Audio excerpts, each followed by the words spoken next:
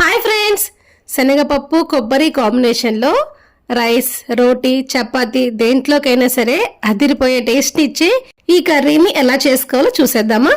దీనికోసం స్టవ్ మీద కుక్కర్ పెట్టుకొని అందులో 2 నుంచి 3 టేబుల్ స్పూన్ల వరకు ఆయిల్ వేసుకోవాలి. ఆయిల్ కొంచెం హీట్ ఎక్కిన తర్వాత ఆవాలు, మినపప్పు, జీలకర్ర వేసుకొని ఇవి కొంచెం వేగిన తర్వాత ఒక 2 ఎండుమిర్చి, కొంచెం కరివేపాకు కూడా వేసుకొని ఈ పోపుని మంచిగా వేయించుకోవాలి. పోపు చక్కగా వేగిపోయిన తర్వాత ఇందులోకి ఒక ఉల్లిపాయ చిన్న చిన్న ముక్కలు కట్ చేసుకొని వేసుకోవాలి.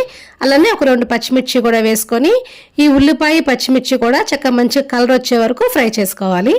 ఇప్పుడు ఇందులోకి ఒక గంట ముందు నానబెట్టుకున్న పచ్చి శనగపప్పు వేసుకొని ఒక 2 నిమిషాలు ఈ పచ్చి శనగపప్పును చక్కగా మంచిగా ఫ్రై చేసుకోవాలి. శనగపప్పు కాస్త వేగిపోయిన తర్వాత ఇందులోకి ఒక 1/2 టీ స్పూన్ వరకు పసుపు, 1 టేబుల్ స్పూన్ కారము, రుచికి సరిపడా సాల్ట్ వేసుకొని ఒక్కసారి ఈ మసాలాని కూడా చక్కగా మంచిగా ఫ్రై చేసుకోవాలి. ఇప్పుడు ఇందులోకి మనము ఎసరు పోసుకోవాలి.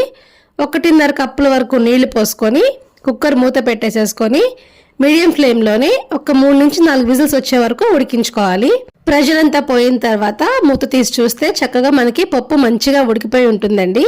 ఇప్పుడు ఇందులోకి మనము 1 కప్పు వరకు పచ్చి కొబ్బరి తురుము వేసుకొని ఒకసారి మొత్తం అంతా కూడా చక్కగా కలిపేసేసుకొని ఒక 5 మినిట్స్ ఉడికించేసేసుకొని చివరిగా కొంచెం కొత్తిమీర కూడా వేసేసుకొని ఒకసారి కలిపేసేసుకొని స్టవ్ ఆఫ్ చేసేసుకుంటే మన ఎంతో టేస్టీగా ఉండే శనగపప్పు కొబ్బరి కూర అయితే రెడీ అయిపోతుందండి. ఎంతో ఈజీగా సింపుల్గా చేసుకునే ఈ కర్రీని పిల్లల లంచ్ బాక్సుల్లోకి రోటీ, రైస్, చపాతీ ఇట్లా దేంతో అయినా సరే పెట్టి పంపిస్తే వాళ్ళకి కావాల్సిన పోషకాలన్నీ అంది వాళ్ళు ఎంతో హెల్తీగా ఉంటారు. Thank you.